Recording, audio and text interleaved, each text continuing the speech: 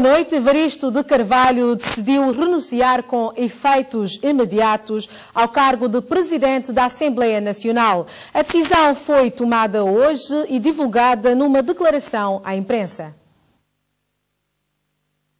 Não havendo mais espaço para tolerância e diálogo sério e honesto, bem como não gozando de condições para continuar a presidir os destinos da Assembleia Nacional, órgão colegial no quadro constitucional e democrático vigente, após profunda reflexão, em plena responsabilidade para com os compromissos que sempre assumi perante o povo e a nação, de colocar acima dos meus interesses pessoais os mais altos interesses do Estado, tomei a decisão de renunciar com efeitos imediatos às minhas funções de Presidente da Assembleia Nacional. Quero agradecer a todos quantos, durante estes 2 anos e meio, me prestaram o seu melhor apoio para o exercício das minhas funções. Permaneço, como sempre o fiz, ao longo de toda a minha vida, disponível para continuar a servir o país e profundamente comprometido com a defesa dos interesses do povo santomense. A violência física e verbal que ocorreu recentemente na Assembleia Nacional foi o culminar de situações que levou Evaristo de Carvalho a renunciar ao cargo de Presidente da Assembleia Nacional. O ex-presidente da Assembleia Nacional disse que já há algum tempo certos deputados adotaram uma atitude de bloqueio ao funcionamento deste órgão legislativo são-tomense. Há já algum tempo, certos deputados adotaram uma atitude de bloqueio ao funcionamento equilibrado, harmonioso e colegial da nossa instituição e uma atitude de hostilidade e de sistemático desrespeito pelo Presidente da Assembleia Nacional. A este clima de desrespeito veio juntar-se um comportamento de violência verbal e física, contrário às regras da ética, da sã convivência no relacionamento democrático e à natureza e tradição santomense. Como se tudo isto não bastasse, o maior partido da oposição veio publicamente imputar ao Presidente da Assembleia Nacional envolvimento e responsabilidade nos incidentes registrados após a suspensão da sessão parlamentar, facto que não corresponde de tudo à verdade. O Presidente da República, Manuel Pinto da Costa, já falou à nação. A locução do chefe de Estado santomense para acompanhar lá ao longo deste telejornal. O Primeiro-Ministro já reagiu à renúncia de Evaristo de Carvalho do cargo de Presidente da Assembleia Nacional. Patrício Trovoada diz que entende as razões evocadas por Evaristo de Carvalho. O chefe de governo diz que tem sido notória a degradação do relacionamento político no país. O Presidente da Assembleia Nacional, Evaristo Carvalho, renunciou às funções de Presidente da Assembleia, que é um órgão colegial. Isso, a título pessoal, eu entendo as razões. De facto, tem sido notório a degradação do relacionamento político e o relacionamento na Assembleia Nacional. Eu acho que se ele acha que não há condições para o exercício sereno da presidência, sim, ele tem, enfim, que tirar as consequências que ele julga as melhores. Agora, é uma pena e é também o sinal que o país está a entrar numa crise, que precisa de ser a menos dolorosa possível para o nosso país. Então, como é que fica a sessão agendada para amanhã para a discussão da moção de censura? Bom, eu quero dizer que no nosso sistema existem órgãos de soberania, existe o princípio da separação de poderes e da interdependência dos poderes. O primeiro-ministro e o governo não podem ouvir pela comunicação social que há uma sessão amanhã para moção de censura. Existem procedimentos. Aliás, a presença do governo na Assembleia é sempre uma presença que é acordada e que segue tramitações em que está envolvido o ministro encarregue dos assuntos parlamentares. E eu quero dizer aos santomenses, à comunidade nacional e internacional, que até o momento que eu estou a falar, 13 horas de hoje, eu não recebi nenhuma carta, nenhuma informação da Assembleia Nacional oficial dizendo que o governo amanhã tem que estar na Assembleia para a discussão da moção de censura. Isso é um facto inédito e eu creio que, para mim, para o governo, para as pessoas que respeitam as leis e os regimentos, nomeadamente de funcionamento da Assembleia Nacional, enquanto o governo não for notificado, o governo não vai aparecer na Assembleia só porque ouviu dizer que há uma moção de censura. É preciso, nós estamos a brincar com coisas sérias, estamos a brincar sem considerar que se trata do futuro do nosso país e se trata também de um governo que, eu quero lembrar as pessoas, foi eleito por cerca de 50% dos santomenses. Deve-se respeito às instituições e deve-se seguir os procedimentos corretos, quer para a moção de censura, quer para outra coisa qualquer. Tomando conhecimento da renúncia de Evaristo Carvalho do cargo de Presidente da Assembleia Nacional, os 28 deputados da oposição decidiram, através do regimento deste órgão legislativo, reunir a Assembleia Nacional na próxima quarta-feira para proceder à eleição de um novo presidente e discutir a moção de censura. Numa convocatória com cópia para a TVS, os 28 deputados em efetividade de funções dos grupos parlamentares do MLSTP, PSD, do PCD e do MDFM-PL comunicam os serviços de apoio ao plenário e demais serviços da Assembleia Nacional para a reunião plenária desta quarta-feira. Os 28 deputados subscritores da convocatória pedem ainda os referidos serviços da Assembleia Nacional para comunicarem a ordem do dia do plenário ao Governo. O Partido Ação Democrática Independente, ADI, decidiu suspender todos os seus deputados de qualquer participação nos trabalhos da Assembleia Nacional, tanto nas eventuais sessões plenárias, nas comissões especializadas de trabalho, bem como no Conselho de Administração, até que a situação política se clarifique.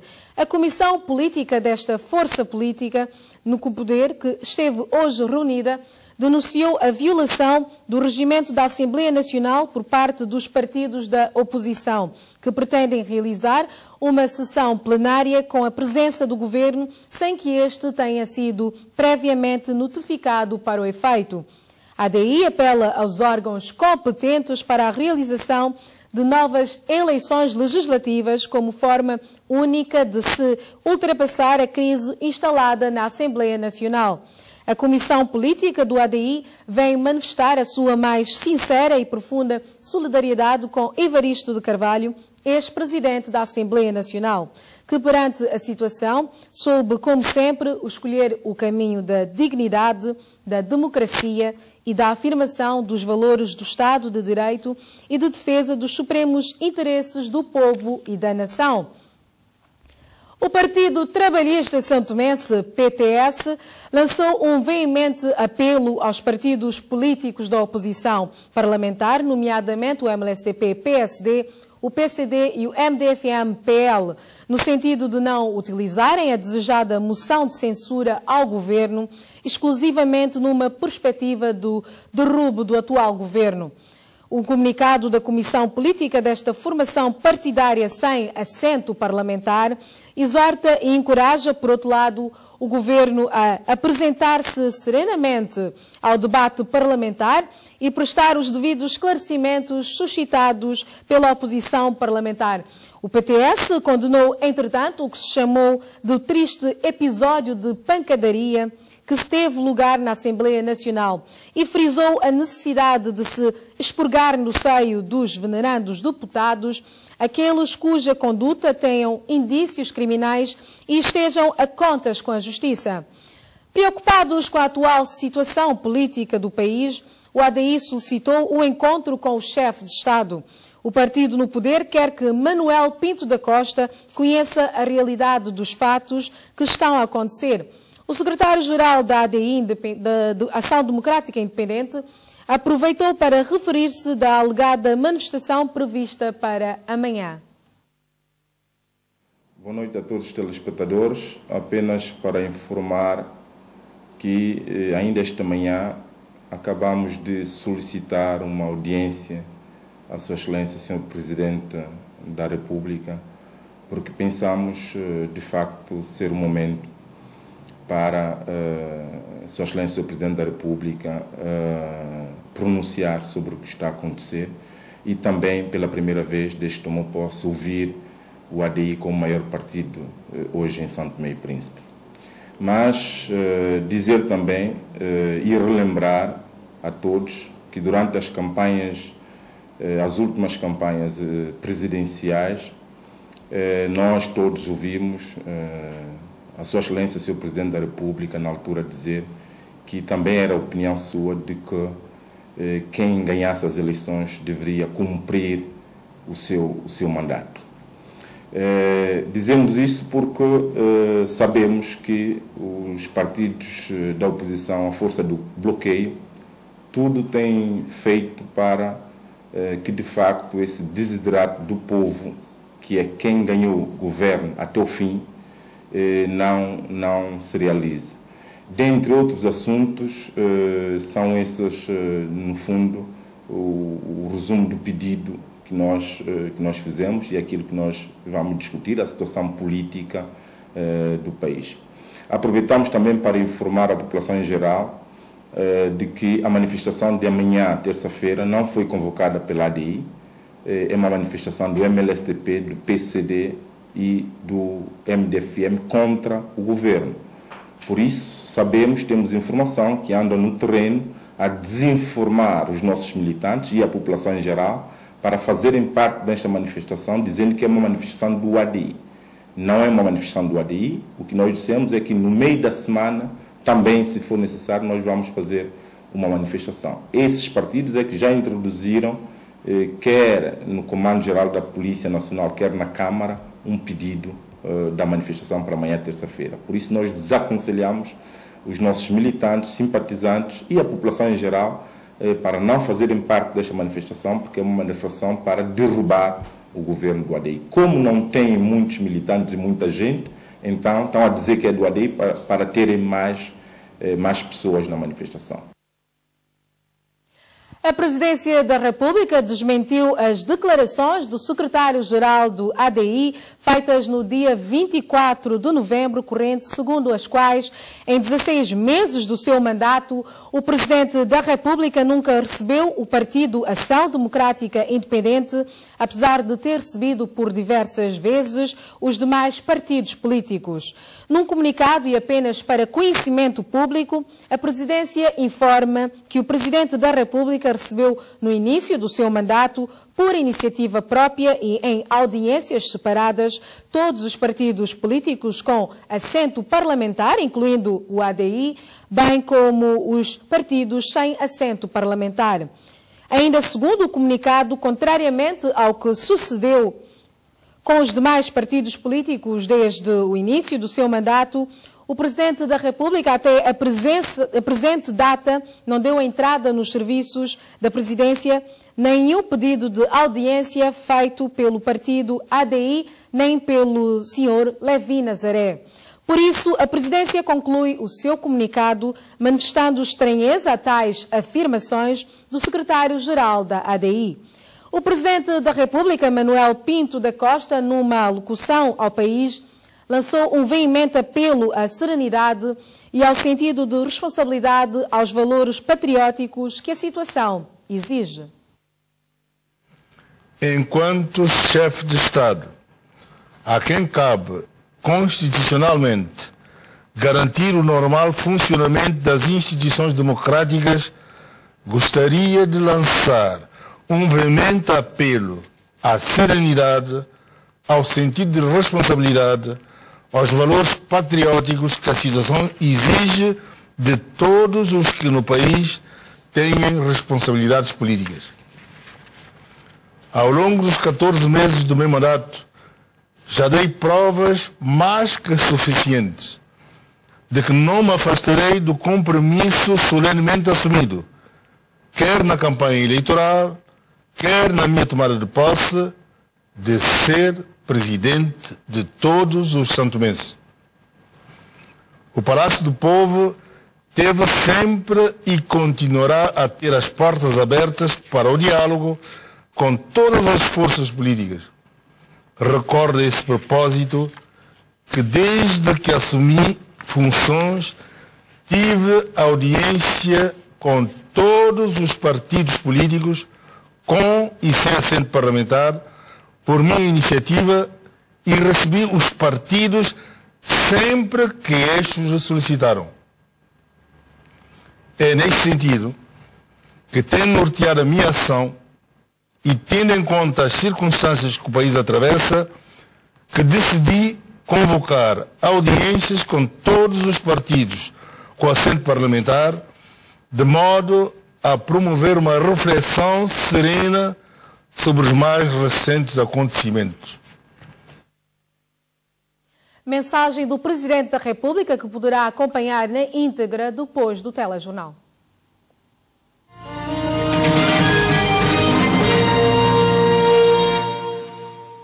Este foi um dos assuntos que esteve na base deste encontro entre a delegação do município da Vila Nova de Gaia e o primeiro-ministro Patrício Trovoada. É com base nisto que nós vamos avançar, porque já temos vários players no terreno, vários investidores no terreno, e portanto eles precisam de saber que de facto isto é um projeto à séria e que são essas agências para a inovação, com a cooperação que vai haver com a Agência de Inovação, com a Agência para o Desenvolvimento de Vila Nova de Gaia, que vai exatamente, estes projetos vêm exatamente surgir a partir daqui. Porque não haja aqui quaisquer tipo de ideias, de pensamentos, de que isto aqui há interesses sempre subjacentes nas coisas. Não. Nós vamos, de facto, o Governo está empenhado, na verdade, em que Santo Tomé e Príncipe tenha grandes projetos para que o país, que tem uma potencialidade imensa, nesta posição magnífica e geoestratégica que tem no Golfo da Guiné. Segundo Mário Fontemeia, já estão no terreno uma equipa técnica para dar início aos trabalhos. Equipas técnicas vão já começar a trabalhar para a semana que vem. Vamos receber uma equipa técnica que visitará a Vila Nova de Gaia. Havemos de assinar o acordo de cooperação, porque depois havemos de convidar, obviamente, o Sr. Primeiro-Ministro a visitar o município de Vila Nova de Gaia.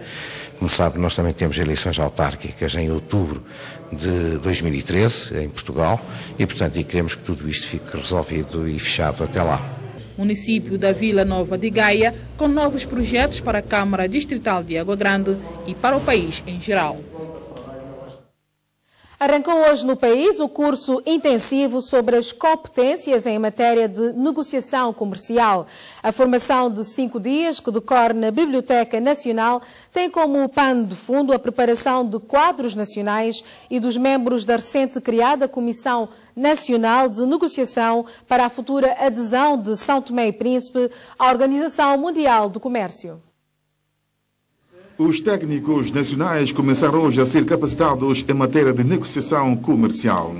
Uma capacitação a pensar na futura parceria económica, do processo de integração regional e da própria integração de São Tomé e Príncipe à OMC, Organização Mundial do Comércio. Como vista capacitar os nossos técnicos e quadros nacionais, bem como os membros da recém-criada Comissão Nacional de Negociações, para que possamos preparar o processo quando realmente chegar à fase, digamos, das trocas de informação entre Santo Tomé e Príncipe e a OMC, possamos estar melhor preparados. Para formar os quadros nacionais, a OMC enviou o seu perito em matéria de negociação comercial. Aujourd'hui, on doit être très compétitif. Hoje é necessário ser muito competitivo face à concorrência mundial. Quando São Príncipe for membro da OMC, o país vai tirar proveitos em vários recursos, como dos serviços, produtos industriais e agrícolas que vão chegar ao país. Qui vont venir au pays. Donc, si le pays... E se o país não for competitivo, poderá provocar o déficit na balança comercial. Et va recevoir beaucoup de produits qui va mettre les balances commerciales en déficit. O ambiente internacional continua incerto face à crise financeira mundial e o país deverá estar preparado para lidar com a nova política econômica mundial. Sendo São Tomé e Príncipe um país em desenvolvimento e uma economia vulnerável, pertinente e oportuno se torna adotar medidas e práticas coerentes, capazes de integrar de forma segura e sustentável a economia do país, tanto na sub-região como no mundo. Com esta formação de 5 dias, os técnicos nacionais vão estar mais preparados para atualizar o memorando da política exterior do país, de forma a relançar em 2013 a candidatura de São Tomé e Príncipe à Organização Mundial do Comércio. O terceiro relatório sobre governação em África, elaborado por um grupo de investigadores santomenses, foi analisado e aprovado esta segunda-feira num ateliê multissetorial. Trata-se de um documento que aborda aspectos relevantes sobre a democracia em São Tomé e Príncipe. As eleições em África e o modelo de governação adotados pelos governos na sequência das aspirações do povo são as principais linhas deste documento elaborado por um grupo de 150 peritos santomenses. Apresentado e validado neste ateliê, trata-se de um documento importante para a sociedade, académicos e reflete o país, a democracia e boa governação. Por exemplo, um dos aspectos que é analisado no primeiro relatório, no segundo e agora neste terceiro, são as questões ligadas às eleições. Como sabe, um dos grandes dramas de África é exatamente o facto dos dirigentes não se sujeitarem à apreciação que é feita pelos seus cidadãos, ou seja, mesmo quando haja eleições, elas não são livres e justas. O representante do PNUD e do Sistema das Nações Unidas em São Tomé e Príncipe congratulou-se com a publicação e validação do documento que reuniu representantes de vários sectores da vida nacional. O primeiro relatório sobre a governação de São Tomé e Príncipe passa a ser publicado. E esse trabalho é feito sob a égide da União, da Comissão Económica para a África, para as Nações Unidas. Penso que será relevante não só para os políticos nacionais, mas também para toda uma sociedade santomense e bem como os países e a região. O grupo de peritos nacionais, encabeçado por então Primeiro-Ministro Norberto Costa Alegre, elabora o documento sobre a governação em África. A Câmara de Água Grande dispõe, a partir de hoje, de um plano diretor de desenvolvimento do distrito. O documento, elaborado com apoio do município de Gaia, foi apresentado hoje no Hotel Pestana. Baseado na realidade física, social, económica, política e administrativa da cidade de São Tomé e das localidades que circunscrevem o distrito de Água Grande, a empresa portuguesa Cruzedil elaborou o primeiro plano diretor do distrito de Água Grande. Para além de apresentar soluções para desenvolvimento econômico do distrito, o plano diretor vem propor à autarca de Água Grande soluções para planear as atividades de urbanização do distrito e projetos de desenvolvimento sustentáveis, sobretudo na área turística. O nosso plano diretor servirá de instrumento básico de um processo de planeamento distrital para a implantação da política de desenvolvimento urbano, norteando a ação dos agentes públicos e privados. Este plano que será apresentado hoje nesta sala foi baseado num diagnóstico científico da realidade física, social, econômica, política e administrativa da cidade e da região que compõe o nosso distrito. será apresentado um conjunto de propostas para o futuro desenvolvimento socioeconômico e futura organização espacial dos usos do solo urbano, das redes de infraestruturas e de elementos fundamentais da estrutura urbana para a cidade e o distrito em geral, propostas estas definidas para curto, médio e longos prazos.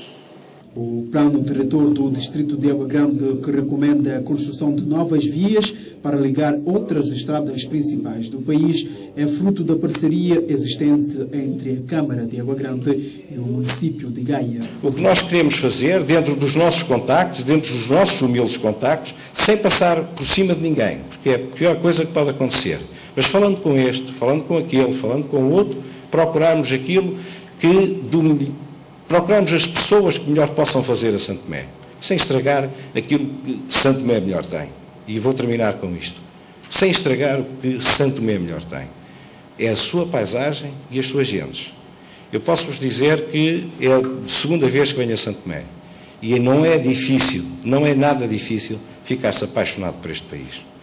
Assim tínhamos todos a coragem, assim tínhamos todos a estabilidade para nós conseguirmos, em conjunto, fazer deste país um grande país como ele merece. Representantes dos bancos, empresas, sociedade civil e corpo diplomático assistiram à apresentação oficial do Plano Master do Distrito de Água Grande no Hotel Pestana, onde o Ministro de Descentralização e Assuntos Parlamentares e representação do Ministro do Plano e Desenvolvimento lançou o apelo no sentido de colher sensibilidade para financiar projetos que integram o Plano de Desenvolvimento do Distrito de Água Grande. Apelo aqui aos nossos parceiros, aos nossos amigos, aos representantes do corpo diplomático que nos apoiem na sua concretização, na busca de alguma solução para alguns aspectos muito importantes do plano, que nós achamos muito importante também para o desenvolvimento de Santo Tomé e Príncipe. Câmara de Água Grande dispõe de um documento básico para planear as atividades do desenvolvimento do distrito. Os moradores da comunidade de Monte Macaco mostraram-se hoje indignados com as declarações do advogado Adelino Isidro. Uma reação que vem na sequência da morte de um cidadão que ocorreu este domingo na propriedade do advogado. A população de Monte Macaco desmentiu hoje as declarações proferidas ontem pelo advogado Adelino Isidro face ao incidente ocorrido na madrugada deste domingo, em que Joãozinho foi baleado depois da alegada tentativa de roubo. A comunidade local tem uma nova versão da história. A comunidade está um bocado aflita, devidamente, quando o doutor Adelino disse que temos todos ou aquilo que a gente embalou com bala são cabo-verdiano, mas não é cabo-verdiano, é tonga e misturado com forro. Ele não pertence ao Monte Macaco, pertence ao Bom Retiro, não pertence ao Monte Macaco. Isso por isso que a comunidade agora está um bocado aflita na situação. Os cabo-verdianos de Monte Macaco são ladrões. Os cabo-verdianos são ladrões. A melhoria a todo mundo da comunidade de Monte Macaco, porque nós daqui da comunidade de Monte Macaco, nenhuma pessoa trabalha para ele. E ele tem raiva. E pessoas daqui, do povo daqui, os cabo-verdianos daqui, todos são ladrões. Os moradores da comunidade de Monte Macaco, indignados com as declarações do advogado Adelino Isidro.